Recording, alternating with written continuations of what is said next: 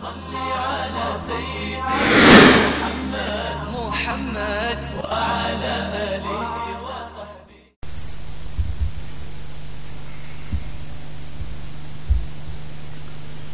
بسم الله الرحمن الرحيم. رب اشرح لي صدري ويسر لي أمري واحلل عقدة من لساني يفقهوا قولي. الحمد لله الذي لا مانع لحكمه ولا ناقض لقضائه، والصلاة والسلام على سيد أنبيائه وسند أوليائه وأحبابه المعارضين لأعدائه. أما بعد فأعوذ بالله من الشيطان الرجيم. بسم الله الرحمن الرحيم. يا أيها الذين آمنوا بالله ورسوله والكتاب الذي نزل على رسوله والكتاب الذي أنزل من قبل ومن يكفر بالله وملائكته وكتبه ورسله واليوم الآخر فقد ضل ضلالا بعيدا. صدق الله العظيم. إن الله وملائكته يصلون على النبي يا أيها الذين آمنوا صلوا عليه وسلموا تسليما. الصلاة والسلام عليك يا رسول الله وعلى آلك وأصحابك يا حبيب الله. الصلاة والسلام عليك يا رحمة للعالمين وعلى آلك وأصحابك يا خاتم النبيين. الصلاة والسلام عليك يا رسول رب العالمين وعلى آلك وأصحابك يا شفيع المذنبين. مولاي صل وسلم دائما ابدا على حبيبك خير الخلق كلهم محمد سيد الكونين والثقلين والفريقين من عرب ومن عجم. ابان مولده عن طيب عنصره يا طيب مبتدأ منه ومختتم. وبات ايوان كسرى وهو منصدع كشمل اصحاب كسرى غير ملتسم. منزه عن شريك في محاسنه فجوهر الحسن فيه غير منقسم. ثم الرضا عن أبي بكر وعن عمر وعن علي وعن عثمان ذي الكرم والآل والصحب ثم التابعين فهم أهل التقى والنقى والحلم والكرم. رب صل وسلم دائما أبدا على حبيبك خير الخلق كلهم. اللہ تبارک و تعالی جل جلالہ وعم نوالہ وعظم شانہ کی حمد و ثنا حضور رحمت عالم نور مجسم شفیع معظم قائد المرسلین سید النبیین جناب محمد مصطفیٰ احمد مجتبی صلی اللہ علیہ وآلہ واصحابہ وبارک وسلم کی بارگاہ اقدس و انور میں ہدیہ صلاۃ و سلام پیش کرنے کے بعد محترم حاضرین، اہل اسلام، اہل سنت و جماعت، عاشقان مصطفیٰ، آج کا یہ پروقار مبارک روحانی اجتماع فیضان اسلام سینٹر کی انتظامیہ کی طرف سے مجلس غوث اعظم کے عنوان سے انعقاد پذیر ہے. اس سینٹر کے علمی اور روحانی قائد حضرت صاحبزادہ علامہ غلام ربانی افغانی صاحب زیدہ مجدہ،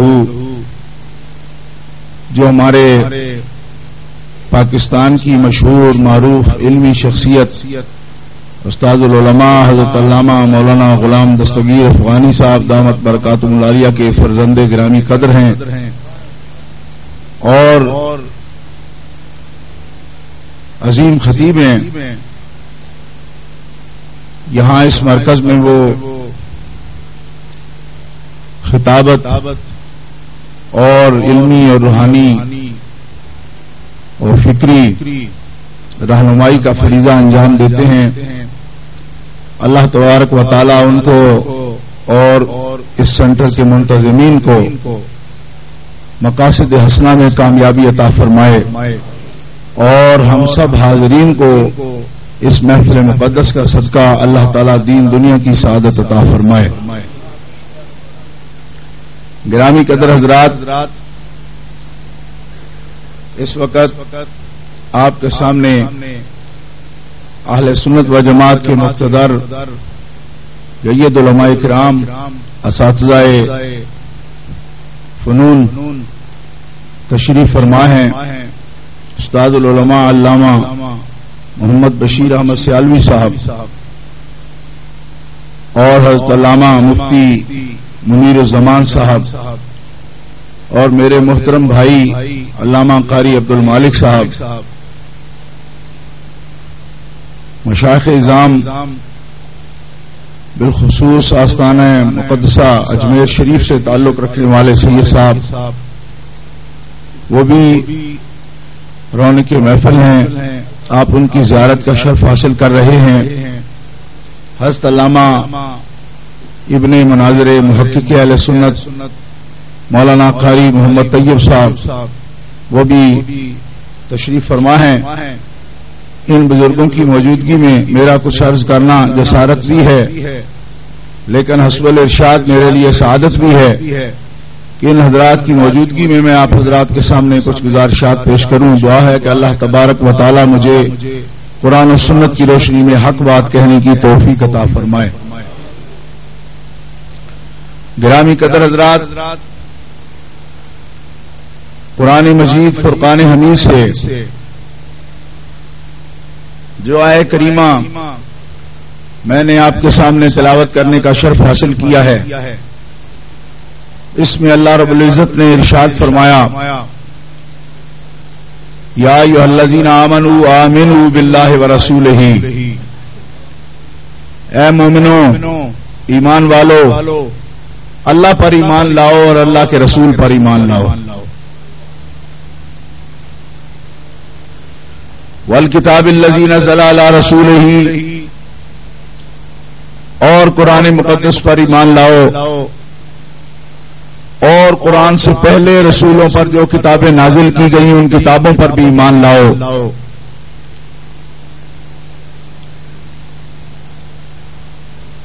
ومن یکفر باللہ وملائکتہ وکتبہ ورسلہ والیوم الآخر، جس نے اللہ کا انکار کیا اور اللہ کے فرشتوں کا انکار کیا اور اللہ کی کتابوں کا انکار کیا اور اللہ کے رسولوں کا انکار کیا اور جس نے یوم آخرت کا انکار کیا وہ کھلے کفر میں مبتلا ہوگا۔ یہ اس آیت کریمہ کا تحت لفظ ترجمہ ہے جو میں نے آپ حضرات کے سامنے پیش کیا۔ اس میں قابل غور بات یہ ہے کہ اس آیت کریمہ میں اللہ تبارک و تعالی جل شانہ نے تمام اصول دین کا بیان فرما دیا ہے۔ جن چیزوں کو، جن امور کو دین اسلام میں اصول کی حیثیت حاصل ہے، ان میں سے اکثر امور کا ذکر اس آیت کریمہ میں کر دیا گیا ہے۔ اور ایک خاص بات فرمایا، یا ایھا الذین آمنوا آمنوا، اے ایمان والو ایمان لاؤ۔ اس سے ایک حقیقت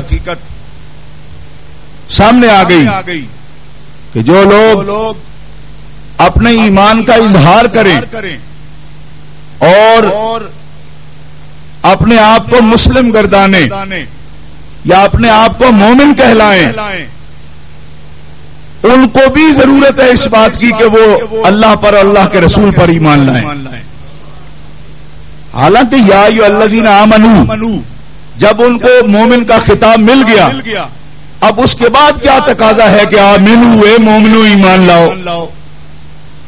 معلوم ہوا ایمان لانے میں کچھ کمی اور نقص رہ گیا ہے، جس کے لیے اللہ تعالیٰ پھر تنبیہ فرما رہا ہے کہ جو ایمان کے تقاضے ہیں ان کو پورا کرو، صرف ایمان ظاہر نہ کرو، جس چیز کی تصدیق کی ضرورت ہے ان تمام امور کی تصدیق میں اپنا ایمان مکمل کر لو۔ اور پھر وہ تفصیل بیان کر دی گئی کہ اللہ پر ایمان لاؤ اور اللہ کے رسول پر ایمان لاؤ، اور جو کچھ رسول اللہ صلی اللہ تعالی علیہ وسلم تمہارے پاس لے کر آئے ہیں ان سب چیزوں پر ایمان لاؤ۔ ایمان باللہ میں ایمان بالرسالت بھی موجود ہے کہ اللہ تعالیٰ پر ایمان لانے کا مطلب یہ ہے کہ اللہ کی کتابوں پر، اللہ کے رسولوں پر، اور جو کچھ اللہ تعالیٰ نے احکام فرمایا ان سب چیزوں پر ایمان لایا جائے۔ اور رسول اللہ پر ایمان لانے کا یہ مطلب ہے کہ رسول اللہ صلی اللہ علیہ وسلم کی ذات کریم پر ایمان لانے کا مطلب یہ ہے کہ جو کچھ رسول اللہ نے عطا فرمایا ہمیں، جس درجے میں عطا فرمایا اس درجے پر ہمیں ہر اس چیز پر ایمان حاصل ہونا چاہیے۔ اور قرآن مقدس پر ایمان، اب ہمیں کہا آمنو، کتاب پر بھی ایمان لاؤ، اور کتاب پر ایمان لانے کا مطلب کیا ہے کہ قرآن مقدس کو اللہ تعالی کی کتاب مانا جائے، اللہ کا کلام مانا جائے، اللہ کی ذاتی صفت سے مانا جائے، اور اسے ضابطۂ حیات تسلیم کیا جائے، اور اس کے ساتھ ساتھ اعتقادی حوالے سے قرآن کو غیر محرف مانا جائے کہ اس میں کسی قسم کی کوئی تبدیلی نہیں ہو سکتی۔ ذالک الکتاب لا ریب فیہ، کہ یہ کتاب کوئی شک کا مقام نہیں ہے۔ الحمد کے الف سے لے کر والناس کی سین تک جیسا رسول اللہ پر نازل ہوا تھا، رسول اللہ نے اسی طرح اپنے امتیوں کو قرآن عطا فرما دیا ہے، اور اللہ کے وعدے کے مطابق آج تک قرآن پاک میں کوئی بھی لفظی یا مانوی تحریف نہیں ہوئی، قرآن میں کوئی تبدیلی نہیں ہوئی۔ جس طرح اللہ نے قرآن اپنے رسول کو عطا فرمایا اسی طرح اللہ تبارک و تعالیٰ کے پیارے رسول نے اپنے صحابہ کو پڑھایا، اور صحابہ نے اسی تحفظ کے ساتھ بعد کی امت کو عطا فرما دیا ہے، حفاظت کے ساتھ۔ اور اس میں وہ باتیں عنوان سے باہر ہیں کہ جو اس کے ناسخ منسوخ ہیں یا منسوخ الحکم ہیں یا منسوخ التلاوت ہیں، ان کی بات نہیں، ان کے احکام حضور نے خود واضح فرما دیے یا صحابہ اکرام نے ان کی تعیین فرما دی۔ پہلی کتابوں کو حق ماننا، تورات، زبور، انجیل، صحف، انبیاء اور رسول کے ان پر ایمان لانا یہ ضروری ہے۔ ایک مومن اگر قرآن کا انکار کرتا ہے تو یہ جتنا نقص ہے اس کے لیے، ایسے ہی کسی پہلی کتاب کا بھی انکار کرے گا تو اتنا ہی نقص ہوگا۔ یعنی پہلی امتوں نے تو یہ سمجھا کہ ہم اپنی کتاب کو مانیں، قرآن کو نہ مانیں تو کوئی حرج نہیں، لیکن ہم بعد آنے والی امت کے لیے یہ ضروری ہے کہ ہم صرف اپنے آقا و مولا پر نازل ہونے والی کتاب کو ماننے کے ہی پابند نہیں ہیں، بلکہ ہر اس کتاب کو ماننے کے بھی پابند ہیں جس کو بطور کتاب جناب محمد رسول اللہ نے ذکر فرما دیا۔ اسی طرح ان سب انبیاء کو ماننے کے بھی پابند ہیں، سب رسول اعظام کو ماننے کے بھی پابند ہیں۔ اس مرحلہ پر ایک بات ایمان کی وضاحت کے سلسلے میں عرض کرتا ہوں کہ محدثین نے اور متکلمین نے بیان فرمایا کہ ایمان بسیط چیز ہے، مرکب نہیں ہے، ایمان بسیط ہے، اور ایمان تصدیق قلبی کا نام ہے، اور تصدیق قلبی کیفیت ہے جس کا کوئی جسم نہیں ہے۔ یہ محدثین نے بات کی، اور اس بارے میں آپ یہ سمجھ لیں کہ ایمان کے اجزاء نہیں ہوتے، ایمان کا کوئی جز نہیں ہوتا۔ آج کل کے پڑھے لکھے لوگ تو کتابوں کے نام رکھ دیتے ہیں اجزاء ایمان، اور جب پوچھے کیوں رکھا کہتے ہیں شعبۃ من الایمان، جو حضور نے فرمایا۔ ہم نے کہا اس کا معنی ہی اور ہے، اس کا مطلب ہے کسی محدث کے سامنے بیٹھ کر آپ نے حدیث پاک پڑھی ہی نہیں ہے۔ امام بخاری رحمۃ اللہ علیہ سے امام اعظم ابو حنیفہ کا اسی بات میں تو امام بخاری کی اتنی مشہور بات ہے، کتاب الایمان کی پہلی بات یہ ہے کہ ایمان کے اجزاء نہیں ہوتے۔ کیوں کہ اگر ایمان کے اجزاء ہوں تو پھر یہ ماننا پڑے گا کہ 2-4 جز اگر ضرورت ایمان میں سے کم ہو تو پھر پونا مومن ہو سکتا ہے، آدھا مومن ہو سکتا ہے. کیوں کہ جس طرح کسی عمارت میں سے ایک ستون نہیں ہو تو باقی عمارت تو کھڑی رہتی ہے نا. اگر یہ اعمال ایمان کا جز ہے تو ایک نکال لو تو جتنا نکالا اتنا ہی ایمان کم ہوگا, سارا تو کم نہیں ہوگا نا. 1,24,000 کم و بیش پیغمبر ہے. ایک آدمی کہتا ہے میں سب پر ایمان لاتا ہوں, صرف حضرت عیسیٰ علیہ السلام کو نہیں مانتا, تو شریعت کو یہ کہنا چاہیے کہ اتنی سی جگہ خالی ہونی چاہیے تیرے ایمان میں ایک رسول کی جگہ. 1.25 لاکھ رسول کو تو تم نے مان لیا, ایک رسول کو نہیں مانا, چلو اتنا سا تو کافر ہے, باقی سب کا مومن ہے. لیکن کتاب یہ کہتی ہے ایمان بسیط ہے, ایک نبی کو نہ مانا ایسے ہے جیسے 1.25 لاکھ کو نہیں مانا.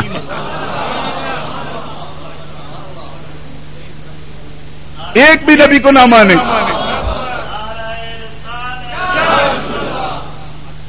گرامی قدر حضرات, یہ بات قابل توجہ ہے کہ ایک آدمی کہتا ہے میں سب نبیوں کو مانتا ہوں, سب کتابوں کو مانتا ہوں, سارے رسولوں کو مانتا ہوں, میں سارا دین مانتا ہوں, صرف ایک جبریل امین کو نہیں مانتا, میری طبیعت نہیں کرتی میں ان کو مانوں, باقی سب کو مانتا ہوں. تو اب آپ کیا کہیں گے جن لوگوں کا ایمان ہے کہ اجزائے ایمان ہوتے ہیں وہ تو کہیں گے کہ ایمان کا اتنا سا جز ہے جبریل امین, اتنی جگہ ہوگی نا.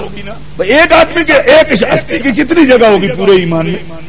سارے رسولوں کو مان لیا, ساری کتابوں کو مان لیا, سارے دین کو مان لیا, سارے احکامات کو مان لیا, صرف ایک جبریل امین کو نہیں مانا.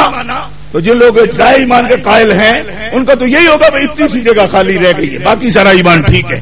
لیکن شریعت کا یہ فتویٰ ہے کہ ایک جبریل کو جس نے نہیں مانا اس نے سارے قرآن کو ہی نہیں مانا. جن حضرات کے پاس زبان ہے اور وہ سبحان اللہ کے قائل ہیں وہ پیار سے کہہ دیں سبحان اللہ. یہ دین اسلام کی اور ایمان کی عظمت میں آپ کے سامنے بیان کر رہا ہوں کہ ایمان کس چیز کا نام ہے. اب آپ کے ذہنوں میں یہ بات آ جانی چاہیے کہ ضروریات دین سارے ایک جیسے ضروری ہیں, ایک جیسے ضروری ہیں. اگر کوئی کہے میں اللہ کی توحید کو بہت مانتا ہوں تو کیا ہے اگر میں انبیاء کی عظمت کو نہیں مانتا؟ تو ہم نے کہا تو نے دین نہیں پڑھا, دین نہیں پڑھا تم نے کہا پڑھا ہے. تو میں نے کہا کیا پڑھا ہے؟ انبیاء کی عظمت موقوف علیہ ہے توحید کو ماننے کے لیے. جب تک نبیوں کی عظمت نہ مانی جائے عقیدہ توحید سچا ہو ہی نہیں سکتا. کیوں؟ توحید بتانے والوں کی جب کوئی عظمت نہیں تو توحید کی کیا عظمت ہے؟ تم نے کیا سمجھا؟ یہ کوئی مذاق ہے؟ ایسے ہی جناب اس کو مانتے ہیں اس کو مانتے, میں تیری چوائس کا مسئلہ ہے. یہ تو اس چیز کو مانتا ہے, اس میں کوئی اختیار نہیں کیونکہ اللہ کو محتاج ہے تیرے ماننے کا. تو چل جتنا بھی تو مان لے, گزارا کر میرے ساتھ. اللہ غنی ہے اور غنی عن العالمین ہے. کسی ملا کو پروفیسر کو تو دنیا کا منہ دیکھنے کی ضرورت ہوگی کہ اس سے مجھے کیا لینا. رب منہ دیکھ دیکھ کے حکم نہیں دیتا کہ تم چاہو تو دوں, نہ چاہو تو نہ دوں. فرمایا سن لو حضرت نبیوں کی پہلے, میری بات بعد میں. من یطع الرسول فقد اطاع اللہ, جو رسول کو مانے گا وہی خدا کو مانے گا.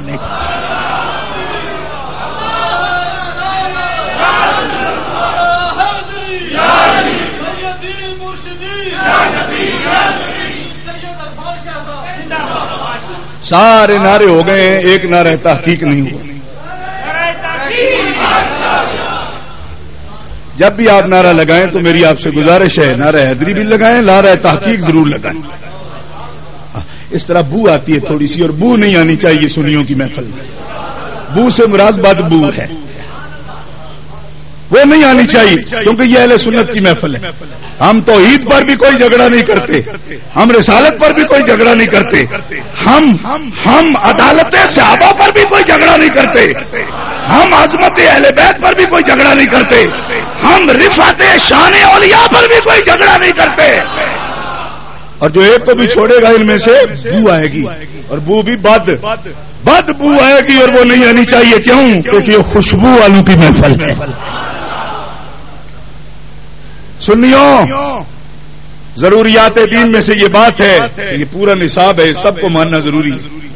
بیکار کوئی فرق نہیں پڑتا, تھوڑا تھوڑا اللہ کی مرضی ہے, ہمارا تو اس میں کوئی دخل نہیں ہے. آپ قرآن آپ کے پاس ہے, آپ دیکھ لیں کہ علماء تشریف میں ان سے پوچھ, ہماری ذاتی رائے کا کوئی اس میں دخل نہیں ہے. کوئی کہیں بھائی یہ آدمی بڑا متشدد ہے, یہ بات کرتا ہے, تو بات اگر کرے تو اس کے منہ پہ مارو, اگر قرآن پڑھے تو قبول کرو. بات کرنے کا کم ہے. بات کا کیا وزن ہے بھائی؟ بات کا کوئی وزن نہیں، قرآن کا وزن ہے. اور قرآن کہتا ہے کہ ان میں سے کوئی چیز بھی اگر چھوڑو گے تمہارا اسلام سے کوئی تعلق ہو. یہ بات پھر ذہن میں رکھیں آپ. لوگ یہ سمجھتے ہیں نماز پڑھ لی، قبلے کو منہ کر لیا، قبلے کو منہ کیا. اور منکرین یہ اکثر مسئلہ بیان کرتے ہیں اہل قبلہ کی تکفیر نہیں کرنی چاہیے، اہل قبلہ کی تکفیر نہیں کرنی چاہیے. امام ابو حنیفہ نے بیان کیا ہے رضی اللہ عنہ، اہل قبلہ کی تکفیر نہیں ہونی چاہیے. میں نے کہا یہ بالکل درست ہے 100%، لیکن سمجھنے میں بڑی غلطی ہے. سمجھنے میں غلطی، بڑے بڑے مفکروں کو غلطی لگ گئی. اور مفکر کا معنی مفکر ہی ہے، کوئی بندہ اس کے سامنے نہیں ہے. یہ غور فرمائیں. یہاں برطانیہ یہ بڑی عجیب بات کہ جو بولنے والے کے ذہن میں نہیں ہوتا اس کو مراد لے لیتے ہیں. تو متکلم کو خود حق پہنچتا ہے کہ وہ اپنے قول کی تشریح کرے. یہ تو اصول فقہ کا قاعدہ بھی ہے. دوسروں کو حق پہنچتا ہے. گرامی قدر حضرات، بڑے بڑے مفکروں کی فکر میں جھگڑا ہو گیا. کیوں؟ کہتے اہل قبلہ کی تکفیر نہیں ہو سکتی، اہل قبلہ کو برا نہ بولے. میں نے کہا بالکل درست ہے آپ کی بات، لیکن یہ نہ پوچھواؤں گا آپ کو کہ اہل قبلہ ہوتے کون ہیں. یہاں غلطی لگی آپ کو بزرگوں، غلطی یہاں لگی کہ آپ نے اہل قبلہ سے مراد وہ لے لیے جو قبلے کو منہ کرتے ہیں. میں نے کہا بظاہر تو یہی سمجھ آتا ہے جو قبلے کو منہ کریں وہ اہل قبلہ ہوتی ہیں. میں نے کہا یہ بظاہر آپ نے سمجھا تو مفکر کیسے ہو گئے؟ کیونکہ مفکر تو تفکر کے بغیر نہیں ہو سکتے نا. تفکر نہیں فرمایا، بظاہر والے تو ہم ہیں، آپ تو بڑے محقق ہیں، مفکر ہیں. تو تفکر کریں، تدبر کریں، تذکر کریں، تدریس ہی نہیں تدرس کریں. سوچئے، غور فرمائیں. اہل قبلہ کو منہ کرنے والے نہیں. تفسیر روح المعانی اٹھا کے دیکھیے کس کا قول ہے. میں قربان جاؤں، حضرت امام جعفر صادق رضی اللہ تعالی، امام جعفر صادق رضی اللہ تعالیٰ عنہ کا قول گرامی روح المعانی شریف میں موجود ہے. علامہ محمود آلوسی نے نقل کیا. حضرت امام جعفر صادق رضی اللہ تعالیٰ عنہ فرماتے ہیں کہ اگر ایک قوم نماز ادا کرے، اقاموا الصلاۃ وآتوا الزکاۃ وحج البیت وصاموا رمضان، ایک قوم نماز قائم کرے، زکات ادا کرے اور حج کرے بیت اللہ کا اور روزے رکھے رمضان شریف کے، لیکن ایک فیصلہ رسول اللہ کا کہیں کہ ہم رسول اللہ کا یہ فیصلہ تسلیم نہیں کرتے، فرمایا وہ اہل قبلہ نہیں ہیں. آہستہ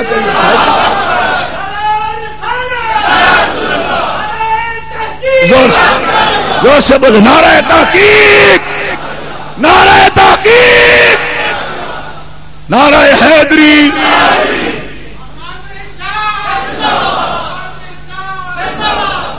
بات سمجھ آئی کہ نہیں آئی؟ یہ حضرت امام جعفر صادق تشریف فرماتے ہیں نماز پڑھیں، روزے رکھیں، حج کریں، زکات دیں، ایک فیصلہ حضور کا تسلیم نہ کریں. تسلیم کرنا مطلب سمجھ رہے ہیں آپ؟ نہیں، عمل کرنا نہیں، تسلیم کرنا. کہیں یہ بات ہم نہیں مانتے، حضور سے ثابت ہے ہم نہیں مانتے. امام جعفر صادق فرماتے ہیں وہ قبلے کو منہ بھی کریں، کلمہ بھی پڑھیں، پھر بھی کافر ہے. علوم اہل بیت سے میں آپ کے سامنے ایک بات ظاہر کر رہا ہوں،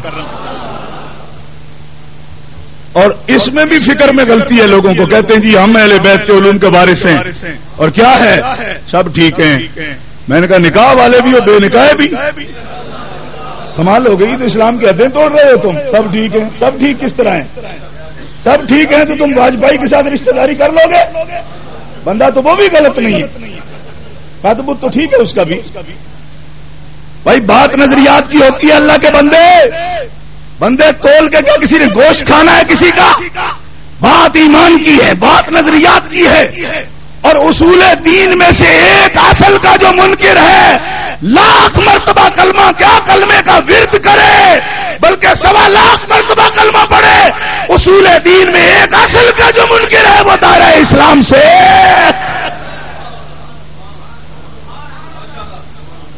دین اسلام کا جانوروں کا طویلہ ہے کہ جو چاہے اس میں داخل ہو جائے، جو کچھ کہتا پھرے. یہ تو محتاج سا دین ہو تو اس کو ضرورت ہے بھائی چلنے دو، بھائی چلنے چل گزارا کر. اللہ تعالیٰ گزارا نہیں کرتا، جس کو منواتا ہے پورا منوا کے چھوڑتا ہے. یہ اللہ کی عادت ہے. اللہ گزارا نہیں کرتا نا، اتنا کیوں مجبور کرتا ہے؟ لوگوں نے کہا جی لا اکراہ فی الدین، دین میں تنگی نہیں. فرمایا دین میں تنگی کافروں کے لیے نہیں. کوئی سمجھ نہیں ہے آپ کو؟ کوئی نہیں سمجھ آئی. اپنوں کو تو یہ بھی کہتا ہے اٹھ چل وضو کر، کہتا ہے تنگی کو چل وضو کر. کون سی تنگی ہے جو نہیں اس میں؟ کہتا ہے جہاد کر مر، کہتا وطن چھوڑ، یہ بھی تنگی ہے. ہجرتیں نہیں کروائی. لوگ کہتے لا اکراہ فی الدین کا معنی یہ ہے کہ دین کوئی تکلیف دیتا ہی نہیں. میں نے کہا تکلیف دیے بغیر چھوڑتا ہی نہیں. فقہ والے تو ہر مومن کو مکلف کہتے ہیں نا. کیا کہتے ہیں مکلف؟ جسے تکلیف دی گئی، جسے تکلیف دی گئی. گرامی قدر حضرات یہ مسئلہ قابل غور ہے، اس پر توجہ فرمائے. لا اکراہ فی الدین، تنگی کوئی نہیں. فرمایا تم مکلف ہو. مکلف ہاں، البتہ جس کو تم اپنے لیے مشکل سمجھتے ہو مشکل مت سمجھو. لا یکلف اللہ نفسا الا وسعها. جو کچھ تکلیف ہم نے تمہیں دی ہے وہ تکلیف اٹھانے کے تمہیں پہلے قابل بنا دیا ہے.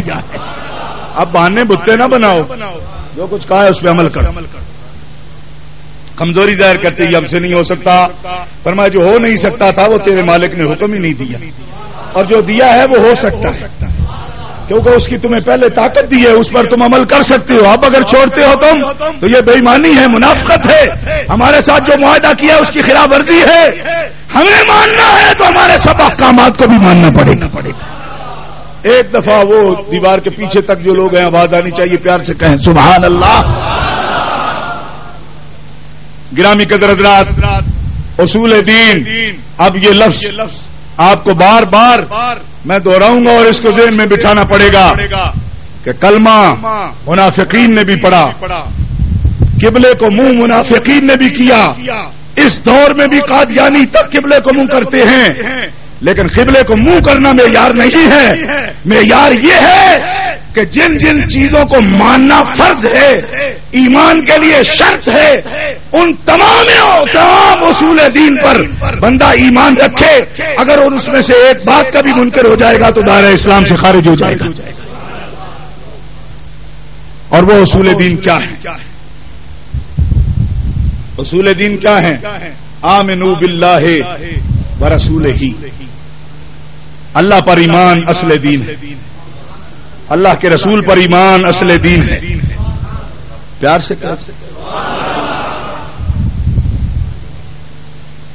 اللہ پر ایمان، اللہ کو ہر عیب سے پاک ماننا اصل دین ہے. بولو اللہ کو ہر عیب سے پاک ماننا.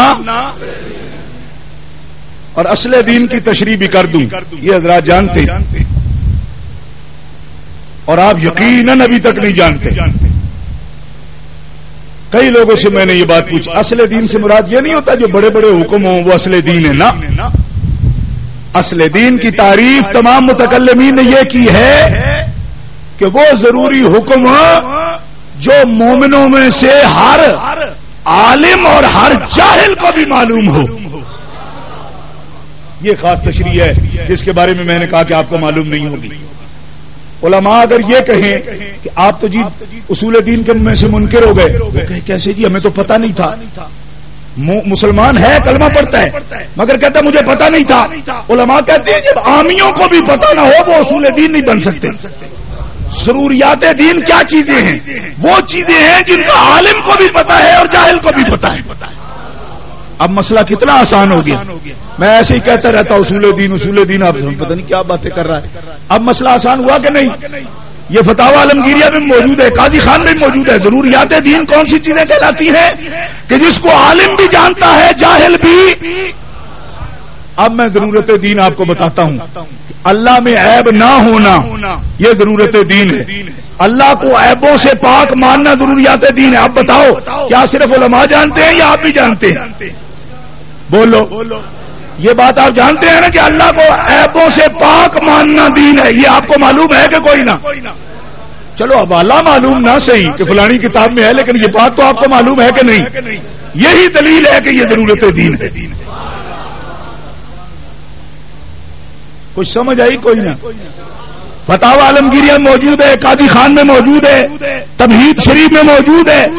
یہ مسئلہ علم کلام کی کتابوں موجود ہے، شرح عقائد شریف میں موجود ہے. کیا ضرورت دین ہر عالم بھی جانتا ہے، اور وہ اتنی شائع ہوتی ہے، اتنی مشتہر ہوتی ہے کہ جو بھی مسلمان ہو وہ اسے جانتا ہے. وہ بات ہی ایسی ہوتی ہے. دیکھو قرآن کا ادب کرنا، قرآن کا ادب کرنا ضرورت دین میں سے ہے. آپ بتائیں کہ خدا نخواستہ آپ کے سامنے کوئی قرآن کو پاؤں پر رکھے تو آپ کیا کہیں گے؟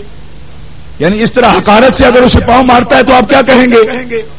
کہ تو قبلے کو منہ کرتا ہے، تو مسلمان ہے. علماء نے فرمایا یہ عالم بھی جانتے ہیں، جاہل بھی جانتے ہیں، قرآن کا احترام فرض ہے. جس نے پاؤں کی ٹھوکر لگائی وہ اسی وقت دائرہ اسلام سے خارج ہو گیا.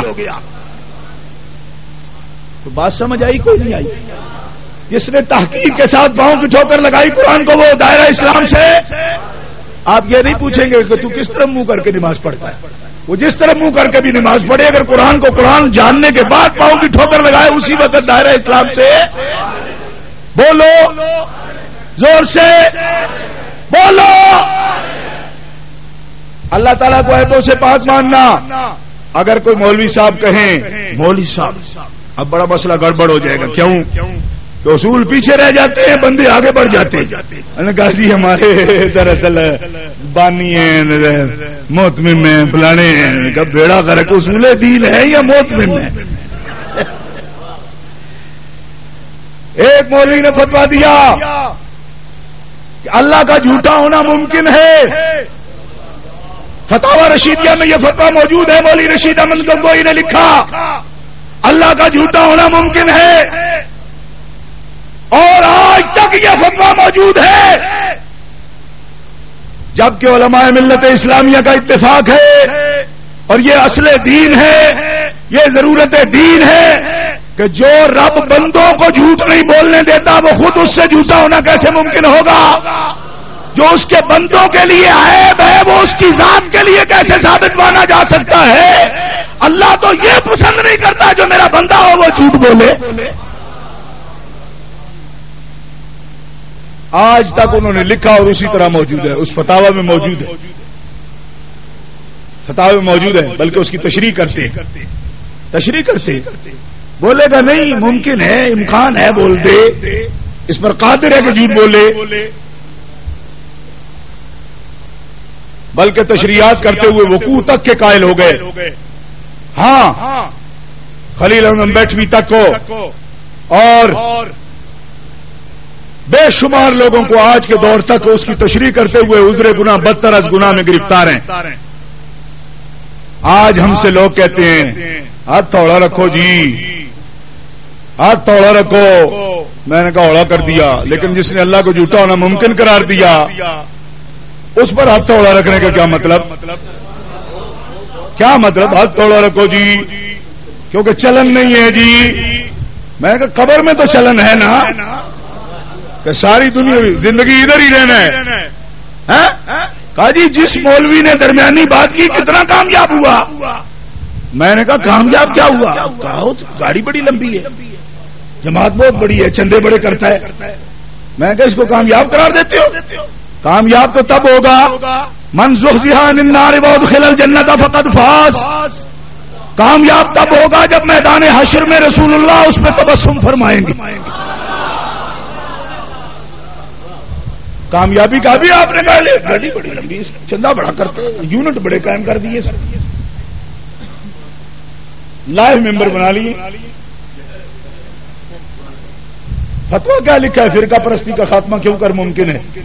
کہا سنی وابی کوئی فرق ہی نہیں، شیعہ بھی کوئی فرق ہی نہیں، ہم سب ملت اسلامی ہے. میں نے کہا خدا کا جھوٹا ہونا جو ممکن مانے اس میں اور تم میں فرق ہی کوئی نہیں. اس کا مطلب تو یہ ہوا کہ شراب اور آب زمزم میں کوئی فرق ہی نہیں. اوے الوا یہ ضرورت دین ہے.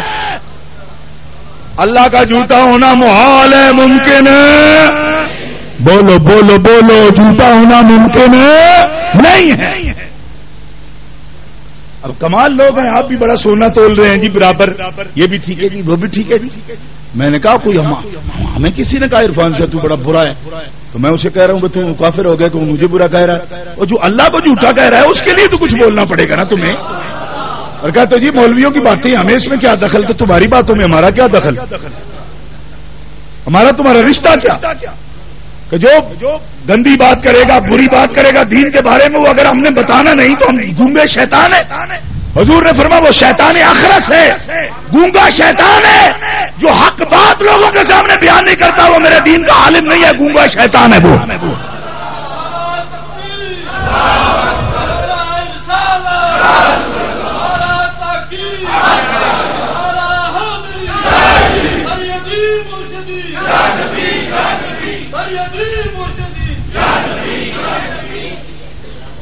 گرامی قدر حضرات توجہ کا طالب ہوں, ہمارا کیا جھگڑا ہے ان سے, کیا جھگڑا ہے ان سے؟ یہ اصول دین ہے. اللہ تعالیٰ کو عیب سے پاک ماننا ہر مومن پر فرض عین ہے, یہ ضروریات دین میں سے ہے. اور سن لو, جناب محمد الرسول اللہ اور اللہ کے سب نبیوں کو عیبوں سے پاک ماننا یہ بھی ضروریات دین میں سے. کہہ دو سبحان اللہ. اللہ کے سب نبیوں کو عیبوں سے پاک ماننا ضروریات. بولو. میں ابھی ٹیسٹ کرتا ہوں, کیا آپ یہ سمجھتے ہیں بھائی نبی عیب والے ہوتے ہیں؟ تو علماء سے پوچھنے کی ضرورت ہے. کیا عالموں سے آپ پوچھیں گے کہ انبیاء عیب والے ہوتے ہیں, نقص والے ہوتے ہیں؟ ہو سکتا ہے, یہ علماء سے پوچھنے کی ضرورت ہے. جی بات سمجھ نہیں آئی؟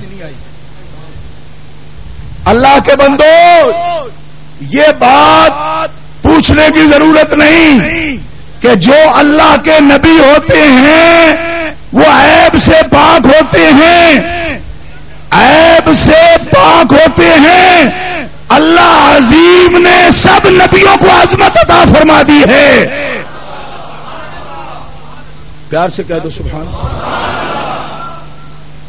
اور جتنی سارے نبیوں کو عطا فرمائی ہے اتنی ساری جمع کر کے اپنے آخری نبی کو عطا فرما دی. حضرت بایزید بستامی کی یہ تقریر ہے رضی اللہ تعالی عنہ. امام الاولیاء آپ کی تقریر ہمارے پیر حضرت خواجہ بہاؤالدین نقشبند بخارا رحمۃ اللہ علیہ آپ نقل فرماتی اپنے رسالہ میں. آپ فرماتے حضرت بایزید بستامی نے فرمایا کہ ہم نے حقیقت کی نظر سے دیکھا عام مومنین سے اولیاء کاملین افضل ہیں, اور اولیاء کاملین سے شہداء افضل ہیں, اور شہداء سے صدیقین افضل ہیں, اور ان کے مقام کی جہاں انتہا ہوتی ہے وہاں سے انبیاء کرام کے کمالات کی ابتدا ہوتی ہے, اور جہاں انبیاء کرام کے مقامات کی انتہا ہوتی ہے وہاں سے رسول اعظام کے مقامات کی ابتدا ہوتی ہے, اور جہاں رسول اعظام کے مقامات کی انتہا ہوتی ہے وہاں اولو العظم رسولوں کے مقام کی ابتدا ہوتی ہے, اور جہاں اولو العظم رسولوں کے مقام کی انتہا ہوتی ہے وہاں محمد رسول اللہ کے مقام کی ابتدا ہوتی ہے. اور یاد رکھو کہ محمد رسول اللہ کے مقام کے انتہا رب نے پیدا ہی نہیں فرمائی ہے.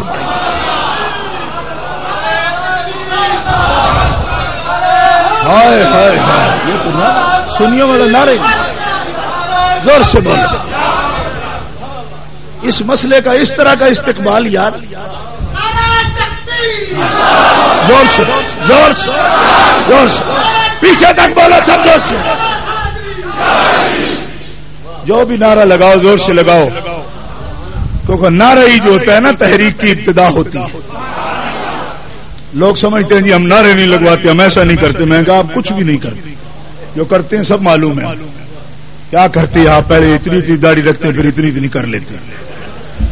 جب اتنی رکھیں تو وہ دین ہے, جب اتنی کر لیں تو یہ دین.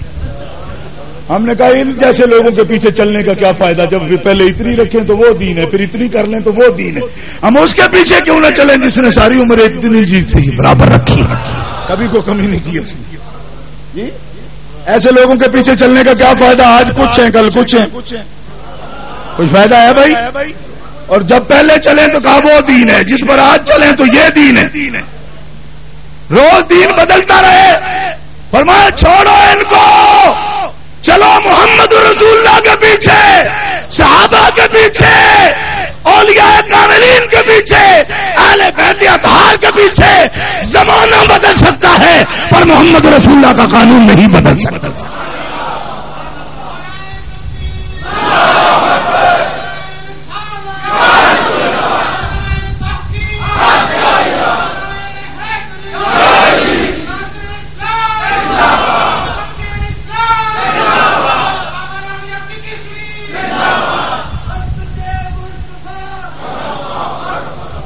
اس لیے علماء ربانی کے پیچھے بھی چلو، لیکن معیار وہ نہیں ہے، معیار حضور کی ذات ہے. جب تک وہ اس معیار پر پورا اترتے ہیں ان کے پیچھے چلو. میں یہ بھی سنتا رہتا ہوں کہ جو جہاں بھی پہنچے تعظیم کرتے رہو اس کی. کچھ نام نہاد مولوی اچھے خاصے جوکر خدا کی قسم جوکر، میں نے ان کی گھنٹہ ڈیڑھ گھنٹہ کی ویڈیو دیکھی ہے، ایک مسئلہ بھی بیان نہیں کرتے سوائے گپوں کے. اسی لیے سرکار نے فرمایا تھا کہ آخری زمانے میں ایک وقت آئے گا میرے ممبروں پر بندر ناچیں گے. یہ دور آیا بندر ناچنے کا، ڈیڑھ گھنٹہ پر تقریر ہو رہی ہے اور بکواس کر رہے ہیں جناب اپنی طرف سے.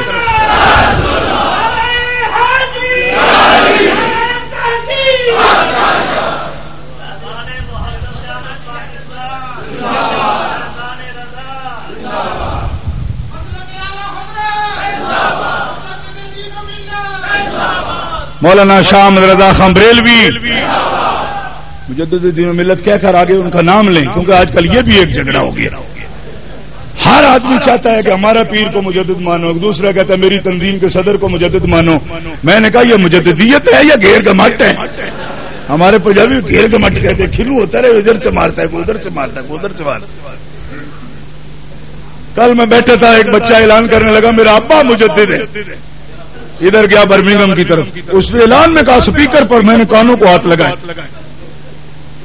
بتاؤ بیٹا بھی کبھی باپ کو مجدد کہتا ہے؟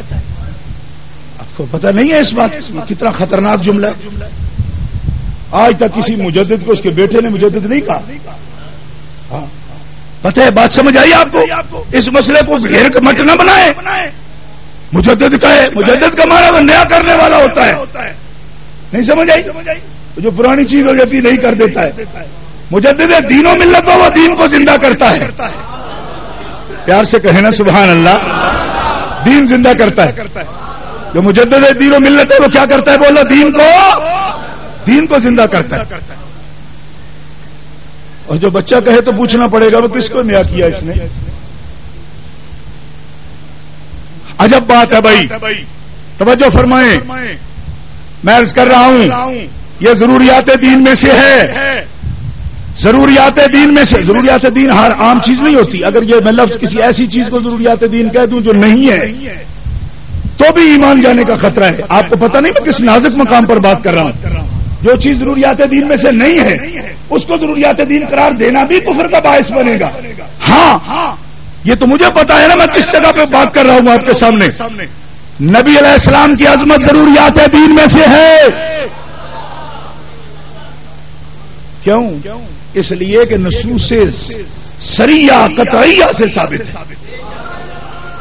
آپ کی عظمت نصوص سریہ سے ثابت ہے. بولو نا. اور نہ صرف ثابت ہے بلکہ شائع بھی ہے. ہر مسلمان جانتا ہے کہ آپ کی عزت ضروریات دین میں سے ہے. میرے مشورے سے کہہ رہے ہیں، یہ پہلے بھی آپ کو پتا ہے، کیونکہ پہلے نہ پتا ہو تو یہ ضرورت دین بنتی ہی نہیں. یہ تو اس کی تصریح ہو گئی اس کے بارے میں کہ جس کو ہر مسلمان جانے، ہر مسلمان جانے، لیکن وہی جانے جس کا ایمان بھی ہو، عقل بھی درست ہو. ویسے ہی مینٹل ہو. اور مینٹل جو کہتا ہوں تو ایسے بالکل ہٹ نہیں کرتا. دیکھو مینٹل ہونے کی ایک نشانی بیان کرتا ہوں. نبی کریم علیہ السلام وہ ہیں جن کا بغیر لقب کے اللہ نے بھی کبھی نام نہیں لیا. یہ تو آپ کو پتا ہے کہ نہیں ہے؟ اللہ تعالیٰ نے یا ایھا المزمل یا ایھا المدثر یاسین طٰہٰ انا ارسلناک شاہدا ومبشرا ونذیرا وداعیا الی اللہ باذنہ وسراجا منیرا.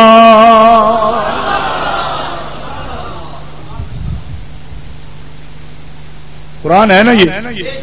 اور بولو قرآن پاک ہے نا؟ یہاں حضور کا ظاہری اپنا ذاتی نام لیا. اللہ تعالیٰ حضور کی زندگی کی قسم اٹھاتا ہے، حضور کی حیات کی قسم اٹھاتا ہے. قرآن پاک میں موجود ہے لعمرک، حبیب آپ کی حیات کی قسم. آپ کی زندگی کی قسم ہے.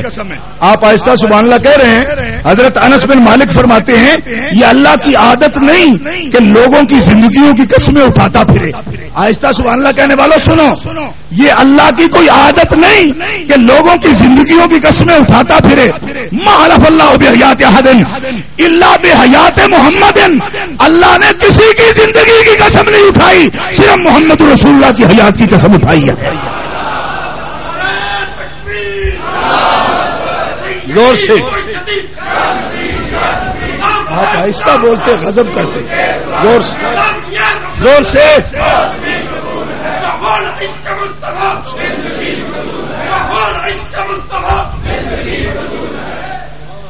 بعض مقررین یہ چاہتے ہیں نعرہ ہو جائے, ٹھیک ہے, فقیر نعرے پر خوش نیرا نہیں ہے جب تک زور سے نہ لگایا. ڈیمانڈ بھی تو سمجھو نا. نعرہ رسالت زور سے بول, اصل یہ کام ہے. نعرہ رسالت اس سے کم آواز میں نہ بولیں آپ برائے مہربانی. میں کوئی 15-20 منٹ ہی رہ گئے ہیں, کوئی اتنی لمبی جیل نہیں ہے آپ کے لیے. گرامی قدر حضرات, مسئلہ یہ عرض ہو رہا ہے, نبی کریم علیہ السلام کی عظمت یہ ہے کہ آپ کی حیات طیبہ کی قسم رب نے اٹھائی ہے, اور قسم ہمیشہ عظیم شے کی اٹھائی جاتی ہے. معمولی چیزوں کی قسم ہوتی ہے بھائی, بولو. قسم ہوتی اس لیے ہوتی ہی اس کی ہے جو عظیم ہو, اور عظمت کی وجہ سے ہی تو قسم اٹھائی جاتی ہے. عظمت کی وجہ سے ہی تو قسم ہوتی ہے. یہی ہے نا. ایسے کوئی پاگل آدمی ویسے ہی کہہ دو ڈارلنگ تیری قسم ہے, میں نے کہا اس کا دماغ بھی خراب ہے. ڈارلنگ کیا ہے, ابھی 5 منٹ کے بعد تو اس کو عوائد کے لیے کہیں کہیں جانا پڑے گا ذلت کے مقام پر, اس کے میں کیا عظمت ہے. نہیں سمجھ آئی آپ کو؟ اس کا مطلب یہ نہیں ہوگا کہ آپ مجھے یہ مثالیں دیتے پھر کل فلانا لڑکا روڈ پر یہ قسم اٹھا رہا تھا. میں نے کہا آپ کا دماغ خراب ہے, میں عرشوں کی بات کر رہا ہوں, روڈوں کی بات کر رہے. یہ قسم جس نے اٹھائی ہے وہ آپ کون ہے, پہلے یہ سوچو. وہ آپ کون ہے؟ اللہ. العظمت والکبریاء لک یا رب العالمین. وہ رب عظیم قسم اٹھاتا ہے, محمد تیری حیات کی قسم ہے. اور کیوں اٹھاتا ہے؟ سن لو, سنو یہ مسئلہ. حضرت انس بن مالک فرماتے ہیں اس لیے اٹھاتا ہے لأنہ اکرم البریۃ عندہ, کیونکہ اللہ کے نزدیک پوری مخلوق میں محمد سے بڑھ کے کوئی عزت والا نہیں, اس لیے اللہ نے محمد کی حیات کی قسم اٹھائی ہے.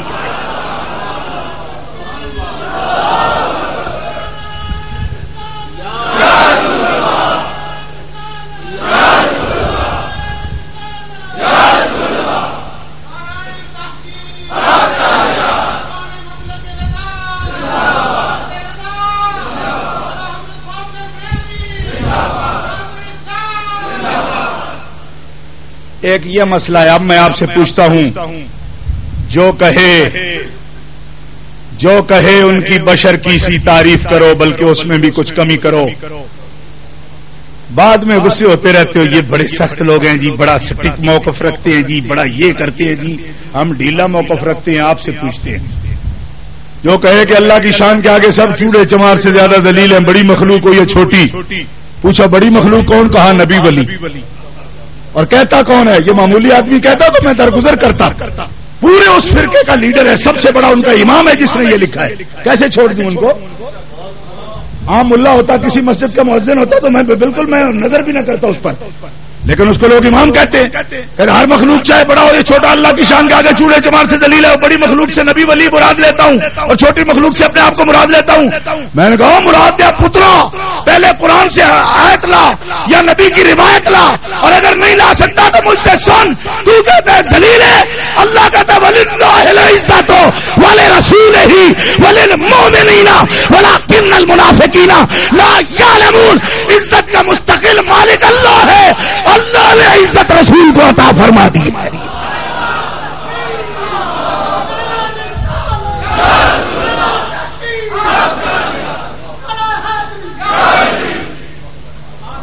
اور میرا امام کہتا ہے زہے عزت و اطلاع محمد, کہ ہے عرش حق زیر پائے محمد. خدا کی رضا چاہتے ہیں دو عالم, خدا چاہتا ہے رضائے محمد. وہ ذلیل وابیا، تجھے یہ ذلت کا مقام نظر آیا یا عزت کا مقام نظر آیا؟ اللہ غنی عن العالمین ہے، کوئی ناراض رہے یا راضی رہے اسے کیا؟ وہ کون ہے جسے کہتا ہے والا سوف یؤتی کا ربو کا فتردہ، میں تجھے اتنا دوں گا کہ تو راضی ہو جائے گا؟ یہ عزت کا مقام ہے یا ذلت کا مقام ہو؟ اتنا تو فیصلہ کر دو یار۔ یورپ کی فضاؤں میں اتنے ٹھنڈے ہو گئے ہو کہ اتنا روشن مسئلہ بھی سمجھ نہیں آتا تمہیں، اور بتاؤ جس کو رب کہے میں تجھے راضی کرنا چاہتا ہوں، ساری کائنات رب کو راضی کرنا چاہتی ہے، اور آخر اس کی عظمت سمجھو تو صحیح جسے رب راضی کرنا چاہتا۔ پھر مشورے لیتے رہتے ہیں جی یہ بھی ٹھیک ہے وہ بھی ٹھیک ہے، مگر یہ بڑے ذلیل ہیں۔ اور بھلے لوگ ہمیں کہتے ہیں ایسا نہ کہو، میں نے کہا ان کو بھی کہو کہ حضور کو ایسا نہ کہیں۔ کوئی نہیں سمجھ آئی؟ آپ بہت سمجھدار بنے بیٹھے ہیں نا جی، یہ جی مولوی پیشہ ور ہیں، پیشہ ور ہیں، یہ پروفیشنل ہیں، اس بات کا کھاتے ہیں۔ تو میں نے کہا آپ کس بات کا کھاتے ہیں؟ ہم رسول سے وفاداری کا کھاتے ہیں، تم رسول سے غداری کر کے کھاتے ہو، تم ان کے دشمنوں کے ساتھ معاہدے کر کے کھاتے ہو، ذلیلو تم حرام کر کے کھاتے ہو، ہم حلال کر کے کھاتے ہیں، کیونکہ جس کا کھاتے ہیں اسی کے گن گاتے ہیں۔ اور حکیم الامت قبلہ مفتی احمد یار خان نعیمی فرماتے ہیں زمانے بھر میں یہ قاعدہ ہے کہ جس کا کھانا اسی کا گانا، تو نعمتیں جن کی کھا رہے ہیں انہی کے ہم گیت گا رہے ہیں۔ نام بدل کر تم کھاتے انہی کے ہی ہو لیکن غداری کرتے۔ منصب کیا ہے؟ چوکیداری، اور پیشہ کیا ہے؟ فرمایا چوروں سے یاری۔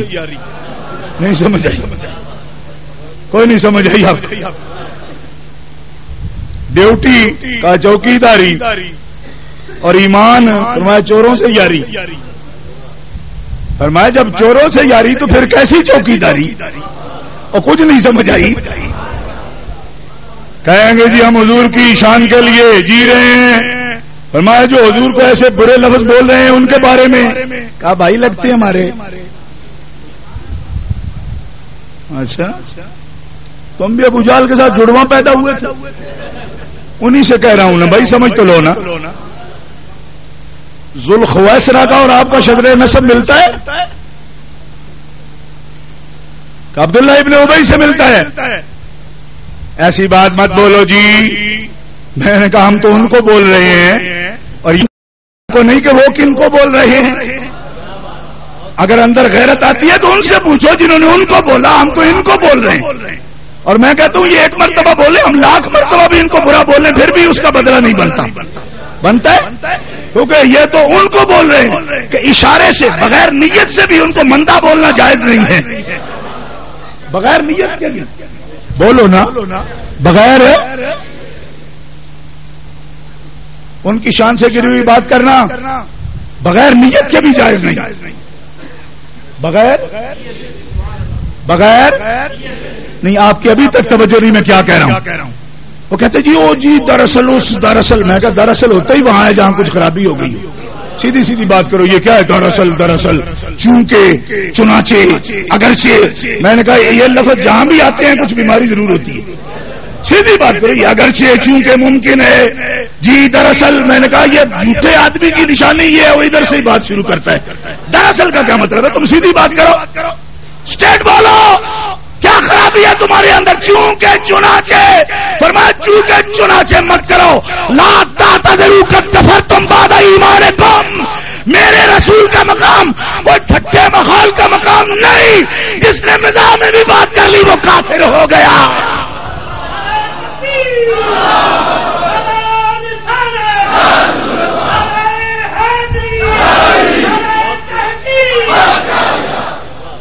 قد کفرتم بعد ایمانکم، کچھ لیقولن انما كنا نخوض ونلعب۔ نخوض، ہم تو ٹھٹھا کر رہے تھے، ہم ٹھٹھا کر رہے تھے، مخول کر رہے۔ یہ منافقین یہ کہتے ہیں ہم تو ٹھٹھا کر رہے تھے۔ اللہ فرماتا ہے تمہیں میرے رسول کا گھر ہی ملا ہے ٹھٹھے کرنے کے لیے. کہہ دو ان سے اب اللہ وآیاتہ ورسولہ کنتم تستہزئون، تم اللہ سے رسول سے اس کی آیتوں سے ٹھٹھے کرتے ہو. لا تعتذروا، اب کوئی معذرت کا موقع نہیں تمہارے لیے، قد کفرتم، تم کافر ہو گئے ہو. اور بولو نہ بولو، میں تو بول چکا، اب آپ کو بولنا ہے بھائی. کوئی مسلمان نہیں جو رسول کی عظمت کے لیے زور زور سے کہہ دے سبحان اللہ. عجیب لوگ ہیں. اب مسئلہ ہو گیا، جب مسئلہ ہو گیا پھر آپ کو بولنا ہے، آپ کو بولنا ہے. آپ اپنے مقام کو پہچانیں کہ آپ کو کب بولنا ہے.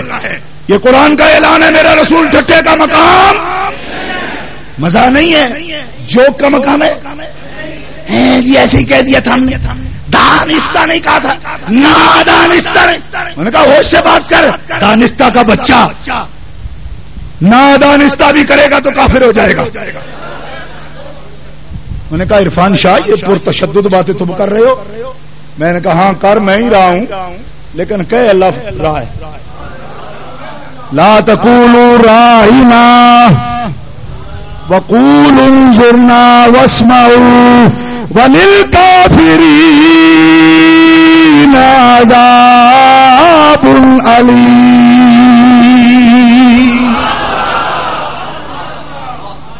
یہ دانستہ کر رہے تھے، یہ علماء بیٹھے ہیں جن کو لا تقولوا کہا گیا، یہ دانستہ کر رہے تھے. یہ تو صحابہ ہے نا، دانستہ کر رہے تھے؟ نہیں، نادانستہ ایک ایسا لفظ جو ذو معنی بن گیا، ذو معنی بن گیا، محتمل ہو گیا، مشتمل ہو گیا، معانی متعددہ کا وہ لفظ بولتے ہیں اپنے معنی سے، اپنی نیت سے، دوسری نیت سے اس لفظ کو پکارتے ہیں. فرمایا سن لو تم نادانستہ ایک ایسا لفظ بول رہے ہو کہ دوسرے منافق اس کا دوسرا معنی لے رہے ہیں، اور جس میں شک بھی پڑے میرے حبیب کی بارگاہ میں بے ادبی کا ایسا لفظ بھی نہیں بول سکتے ہو. اور جو بولے گا کون ہوگا؟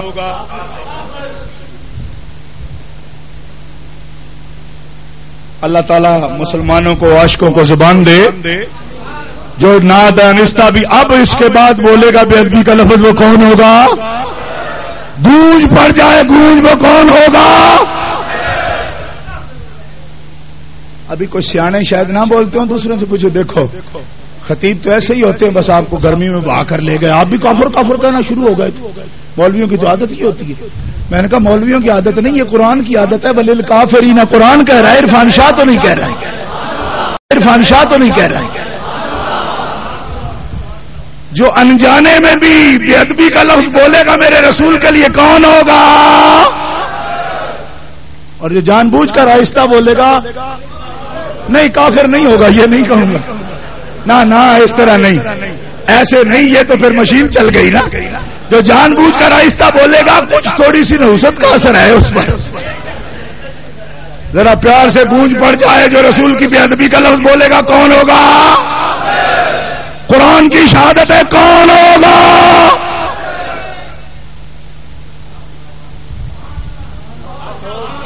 پکی ہوگی بات؟ پکی پکی. ابھی آتا ہوں جناب، ابھی آتا ہوں، سرکار آتا ہوں، اسی طرف آ رہا، اسی طرف ہی تو آنا ہے مجھے. بات سمجھ رہے ہیں؟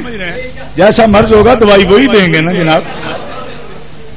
گرامی قدر حضرات بات سمجھ رہے ہیں آپ؟ جو نادانستہ بھی اب کے بعد، کیونکہ آیت آ گئی نا، نادانستہ بھی محتاط رہنا بھائی. ہائے ہائے ہائے. فتاوی عالمگیریہ میں لکھا ہے، فرمایا نادانستہ مجھے کچھ کہنا ہے تو کہہ لینا، میرے حبیب کو کچھ نہیں کہنا. اگر کرہن بولنا پڑے، عالمگیریہ میں لکھا ہے، فرمایا آیات کی روشنی میں ہم نے معلوم کیا کرہن کچھ کہنا پڑے تو توحید کے بارے میں کہو، رسالت کے بارے میں نہ کہو. اب کون سمجھے گا اس بات کو کہ میں کیا کہہ رہا ہوں؟ گرامی قدر حضرات، لا تقول، فرمایا ایک آیت ہے، فرمایا اور بھی ہیں، ان تخبتا اعمالکم. اور خبط عمل کب ہوتا ہے؟ جب کفر ہو. بد عملی پر بھی خبط عمل ہوتا ہے. اتنے علماء کی موجودگی میں تشریح کی کیا ضرورت ہے؟ جب تک بندہ کافر نہ ہو اعمال خبط. اللہ فرماتا ہے میرے حبیب کی بارگاہ میں جس نے آواز بھی اونچی کی کیا ہو جائے گا؟ اور خبط عمل کی دلیل پیش کرو. پہلے کر دیا اب بھی نہیں بولتے ہو. میرے حبیب کے سامنے جو دم مارے گا کون ہوگا؟ قرآن کہہ رہا ہے بولو زور سے. یہ زور ہے. دوسری آیت پڑھی ہے نا, یہ دوسری آیت پر سبحان اللہ کہلوانا ہے آپ. پہلی کا آپ نے کہہ دیا, پہلی کا کہہ دیا آپ نے. آواز بھی بلند نہیں کرنی میرے حبیب کی آواز پر. کمال ہے بھائی. اب آپ لوگ تو جناب کہتے ہیں بڑے جی ہم بڑے براڈ مائنڈیڈ ہیں, لبرل قسم کے بندے ہیں, ایسے فنڈامنٹل توڑے ہی ہمیں مولوی بنیاد پرست ہیں. میں نے کہا تم بھی بنیاد کے بغیر کو دیوار کھڑی کر کے تو دکھاؤ. نہیں سمجھ, بنیاد پرست تو تم بھی ہو. نہیں سمجھ آئی؟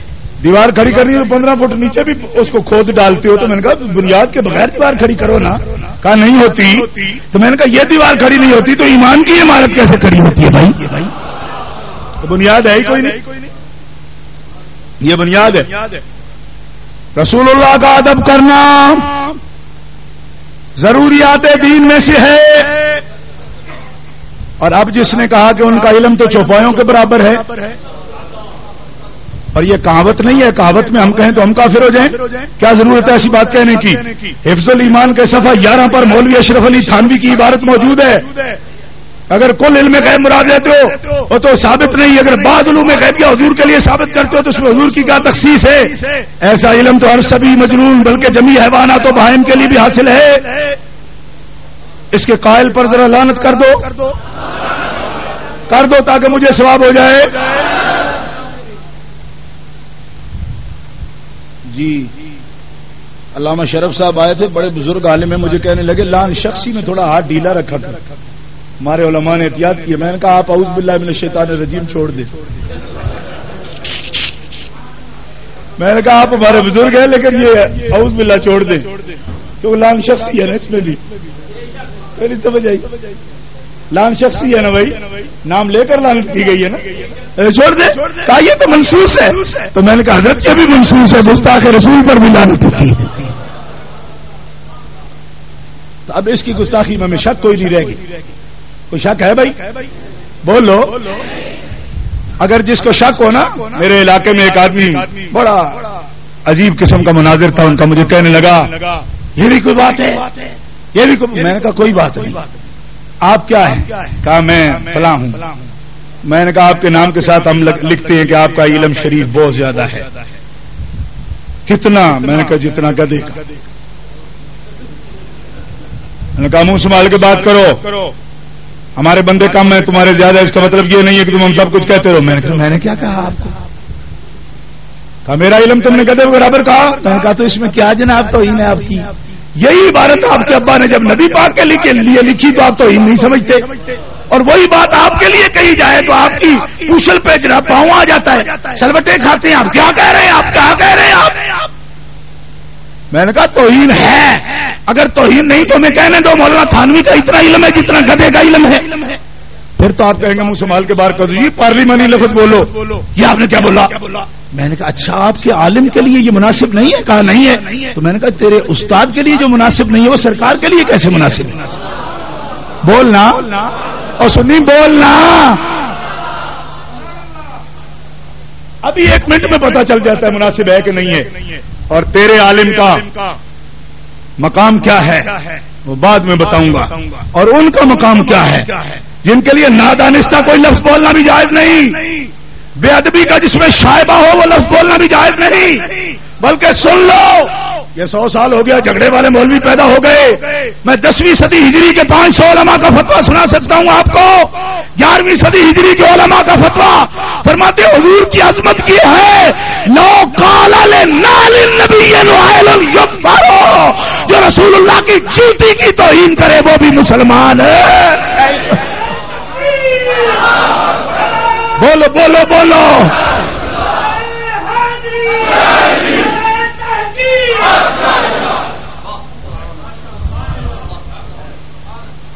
اب رعایتیں دینے چلے. میں نے کہا آپ کو کنسیشن افسر بنایا کسی نے؟ ہم جنرل مسلم ہیں. میں نے کہا ہمارے یہاں ٹرکوں کی ایک کمپنی ہے جنرل مسلم گڈز فارورڈنگ. ہم جنرل مسلم ہیں, ہم اہل سنت نہیں ہیں. اہل سنت تنگنائے ہے, تنگنائے ہے. یہ تقریر ہو رہی ہے. ایک اہل سنت تنگنائے ہے, ہم کھلے ماحول میں جئیں گے. ہاں میں نے کہا ٹھیک ہے. ابا بھی تنگنائے نہیں, ایک ابا بھی تو تنگنائے ہے, 10-12 تو ہونے چاہیے. میرا ایک ابا کوئی نہیں سمجھ آئی. اہل سنت تنگنائے ہے. میں نے کہا ایک ابا بھی کھل رہا ہے تو کوئی نہیں ہے, یہ بھی تنگنائے ہے. خدا کے بندے, ہم کوئی نئی فکر پیش نہیں کرتے, نہ کرنا چاہتے ہیں, اور جو ایسی فکر پیش کریں جو امت کی اس صدی کو پچھلی صدی سے نہ ملائے, ہم اس کو شیطان سمجھتے ہیں. سن لو, ہم اسے شیطان سمجھتے ہیں. ڈیڑھ اینٹ کی مسجد نہیں کھڑی کرتا ہے اپنی. اللہ فرماتا ہے مجھے بھی مانو, میرے رسول کو بھی مانو, اور تم سے پہلے جو مومنین گزر گئے ہیں ان کے راستے پر ہی چلو. کچھ نہیں سمجھ آئی آپ کو؟ آج کہتے تنگنائے ہیں کیونکہ اس میں تو امام اعظم بھی ہیں. تنگنائے, اس میں غوث اعظم بھی ہیں. یہ تو سمندر ہے, یہاں تو بڑے بڑوں کی کوئی پہچان نہیں. وہ کہتے ہیں اپنی ڈیڑھ اینٹ کی الگ بناؤ, اس میں خود خدا بیٹھ کے بن جاؤ. خدا بن کے بیٹھ رہے ہو جناب.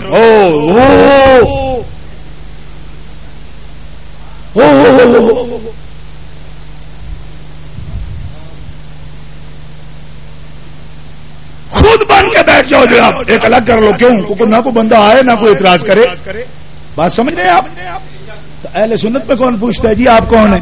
کیوں نہیں پوچھتا؟ اس لیے نہیں پوچھتا کہ اس میں امام ربانی موجود ہے, اس میں بڑے بڑے موجود ہیں. یہاں گھٹیا لوگوں کی چلتی نہیں. کچھ نہیں سمجھ آئی آپ؟ تو گھٹیا لوگ اپنی الگ ڈیڑھ اینٹ کی کھڑی کرتے. کیا کہ اس میں ہم ہی جناب فیصل آباد کا گھنٹہ گھر بن کے کھڑے ہو جائیں. 8 بازار ادھر ہی آتے, سارے سب ادھر آتے. نماز پڑھ لو, سبحان اللہ. نہیں پڑھی جناب, اس میں بھی کوئی حکمت ہے.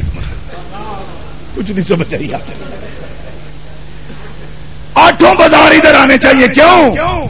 اور جہاں اعلیٰ حضرت بریلوی ہوں, یہاں امیوں کی دال کیا گلے گی بھائی؟ کو گلے گی. جہاں مجدد گولڑوی ہوں, یہاں امیوں کی کیا دال گلے گی؟ کیا پتہ ہے کون ہے تو. لیکن علماء اہل سنت کو یہ اعزاز کم ہے کہ جو مانے گئے ہیں زمین پر نہیں, عرش والے نے بھی جن کو مانا ہے, ہم ان کے پیچھے پیچھے آ رہے ہیں. ہمیں کیا کمی؟ کچھ نہیں سمجھ آئی آپ کو؟ اور یہ کس طرح کہہ رہا ہوں بھائی میں؟ کوئی کہے گا شاہ جی اپنی پاس سے. میں نے کہا جو اپنے پاس سے کہے ایسی اصولی کلیدی بات ہم اسے بھی نہیں مانتے. قرآن کہتا ہے من یشاقق الرسول من بعد ما تبین له الهدى ويتبع غير سبيل المؤمنين نوله ما تولى ونصله جهنم وساءت مصيرا.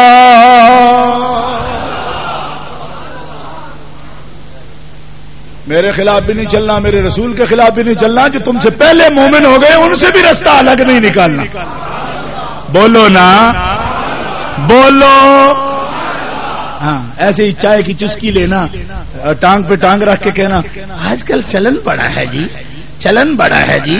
میں نے کہا وہ تو واجپائی کا بھی بڑا ہے جی, آپ کو دھمکیاں دے دے کے مارتا ہے وہ. چلن تو اس کا بھی بڑا ہے جی, جنرل شمون کا بھی بڑا ہے, اسرائیلی کا.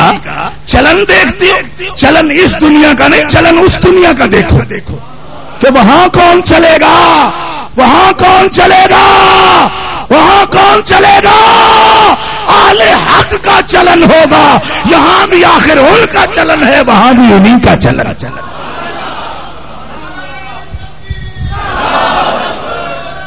میں کہتا ہوں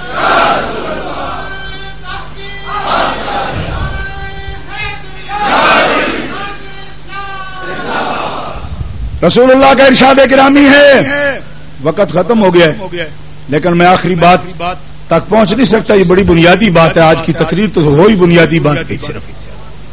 جی ہاں, تو بنیادی بات کے بغیر آخر دیوار بنانے کا مطلب بھی کوئی.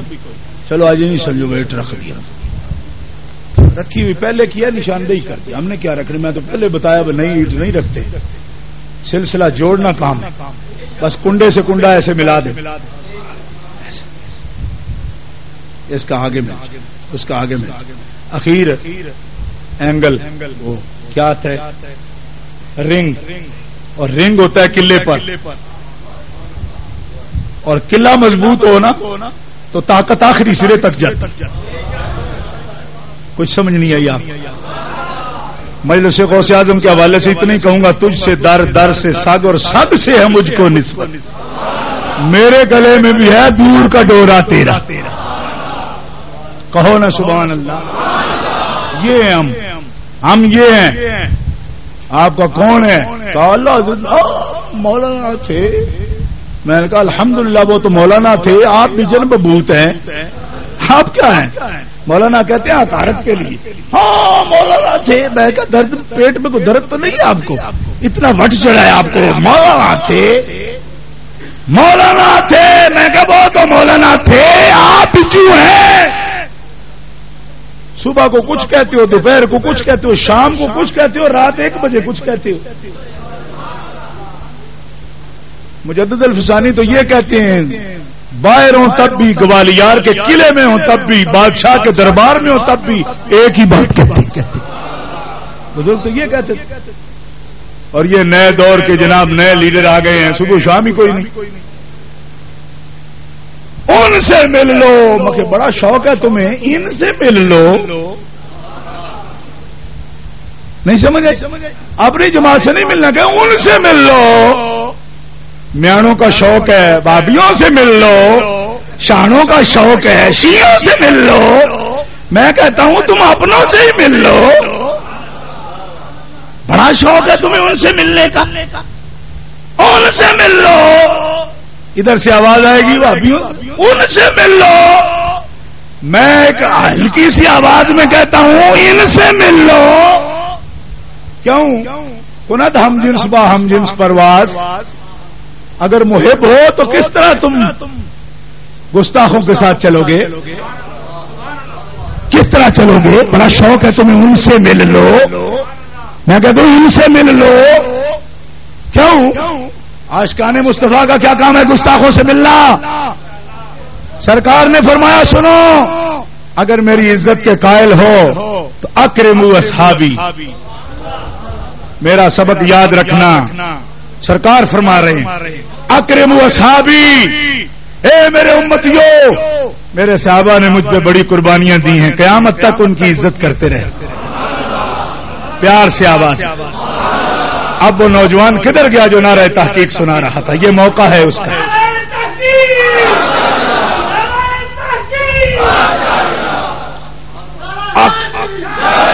اکرموا اصحابی. حضور کیا فرما رہے ہیں؟ میرے صحابہ کی آخر تک آواز آئے. یہ ہلکی آواز میں بولنا ہے, یہ قیامت ڈھاتا ہے مجھ پر. زور سے بولو, اکرموا. حضور فرماتے ہیں عزت کرو. اور یار لوگوں نے تکڑی رکھ لی کہ صحابیت کتنے کلو ہے اس کی. 2 سال کا صحابی ہے, 4 سال صحابی رہا, 10 سال صحابی رہا. میں نے کہا تو آڑتی ہے ایمان کا, کمیشن ایجنٹ ہے ایمان کا, تجھے ترازو کس نے دیا؟ حضور فرماتے ہیں جس نے ایک نظر مجھے ایمان سے دیکھ لیا, اللہ نے اس پہ دوزخ کی آگ حرام کر دی ہے. ایک نظر, 1 سال نہیں, ایک نظر. لا تمس النار مسلما رآنی او رآ من رآنی. جس مسلم نے ایک نظر میں محمد کو دیکھ لیا, اس پہ دوزخ کی آگ حرام ہو گئی.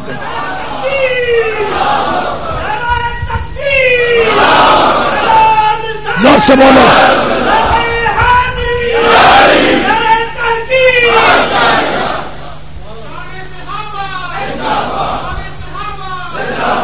اور لطف کی بات سنو سنیو. اور مرانی, جس نے میرے صحابی کو ایک نظر دیکھ لیا اس پر بھی دوزخ کی آگ حرام ہو گئی. یا اسے دیکھے جس نے مجھے دیکھا ہے. یہ حدیث رسول بیان کر رہا ہوں سنن نسائی سے. پسند صحیح وہی نسائی ہے جس کے بڑے حوالے دینے کا تمہیں شوق ہے, وہی نسائی ہے. میٹھا میٹھا آپ تے کوڑا کوڑا تھو میں پتر سارا مننا پڑے گا. اکرموا اصحابی, میرے صحابہ کی عزت کرو. اب کہے وہ تو باغی تھے, کوئی کہتا وہ تو جنمی تھے, تو یہ کہتے یہ ہمارے بھائی ہیں. حقیقی ماندی جمے ہو نہیں سمجھ آئی. کوئی کہتا جی وہ اچھے نہیں تھے. میں نے کہا کیوں نہیں تھے؟ کہا دیر سے آئے تھے. میں نے کہا کیا اس وقت دروازہ بند ہو گیا تھا؟ سنیو ایک جملہ کہوں گا, جسے رسول اللہ نے قبول کر لیا اسے سنی رد نہیں کر سکتا, اور جسے رسول اللہ نے رد کر دیا اسے سنی قبول نہیں کر سکتا.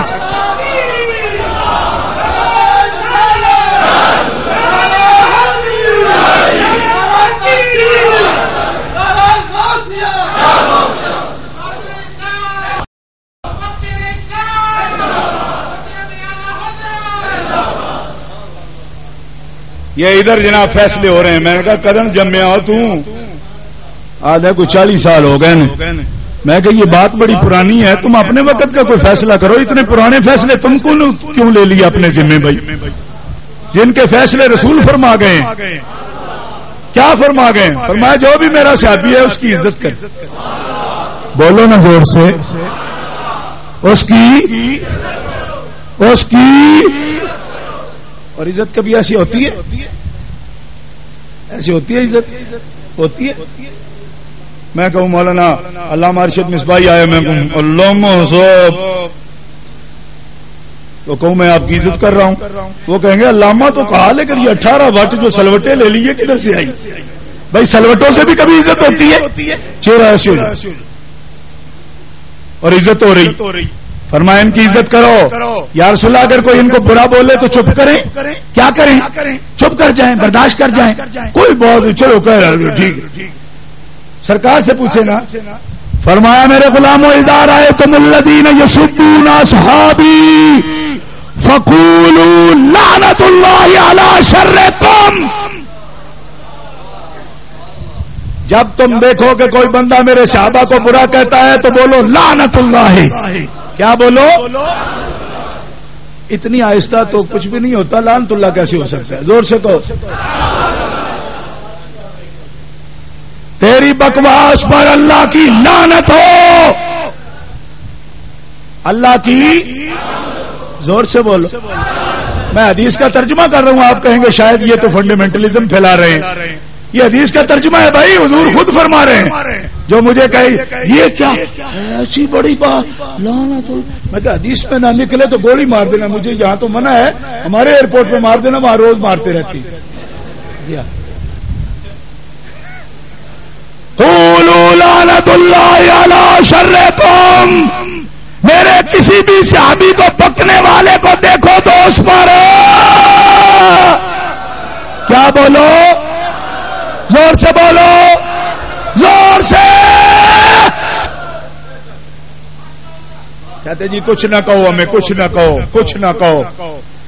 میں نے کہا کچھ نہیں کہتے, کچھ نہیں کہتے. جو کچھ حضور کہتے ہیں وہ سن لو. ہم تو صرف ترجمہ کر رہے ہیں. جو کچھ سرکار فرماتے وہ سن لو. سرکار فرماتے تیری بکواس پر جو تو صحابہ کے خلاف بولا نا, فرمایا کیوں؟ عرض کیا کملی یا رسول اللہ اتنی بڑی بات کیوں سے کہیں؟ فرمایا اس لیے کہ میرے غلاموں جو میرے صحابہ کو تکلیف دے وہ مجھے تکلیف دیتا ہے, اور جو مجھے تکلیف دے وہ میرے اللہ کو تکلیف دیتا ہے.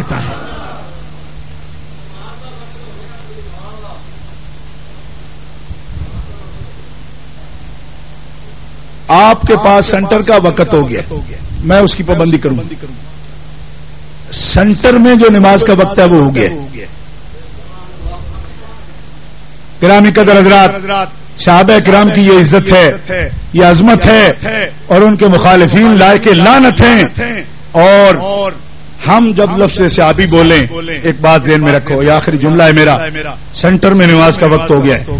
یہ جملہ سنو، جب لفظ صحابی ہم بولیں سنی تو اس سے سارے اہل بیت مراد ہوتے ہیں، اور لفظ آل بولیں تو اس سے سارے صحابہ مراد ہوتے ہیں۔ کوئی آدمی کہہ سکتا ہے صحابی صحابی کہہ رہے ہو آپ تو اہل بیت کی کوئی بات نہیں۔ میں نے کہا حضرت علی صحابی نہیں ہے، حضرت جعفر ابن ابی طالب صحابی نہیں ہے، حضرت عقیل ابن ابی طالب صحابی نہیں ہے، حضرت عباس بن عبد المطلب صحابی نہیں ہے، عبداللہ ابن عباس صحابی نہیں ہے، حضرت حمزہ صحابی نہیں ہے، اور جو اہل بیت ہیں وہ صحابی ہیں۔ بولو نا، بولو نا۔ تو اب ان کا بھی کوئی مخالف ہوگا تو اس پر بھی یہی لعنت بولیں گے۔ کچھ سمجھ آئی کہ کوئی نہیں آئی؟ لوگوں نے فرق ڈالا ہے کچھ اپنے پیٹ کے لیے، شریعت نے فرق نہیں ڈالا۔ دیکھو اللہم صلی علی محمد وعلی آل محمد پڑھتی، ایک صحابی عرض کرتا ہے جی اس آل محمد میں ہمارا حصہ نہیں ہے، ہمارا حصہ نہیں ہے، صرف آل محمد۔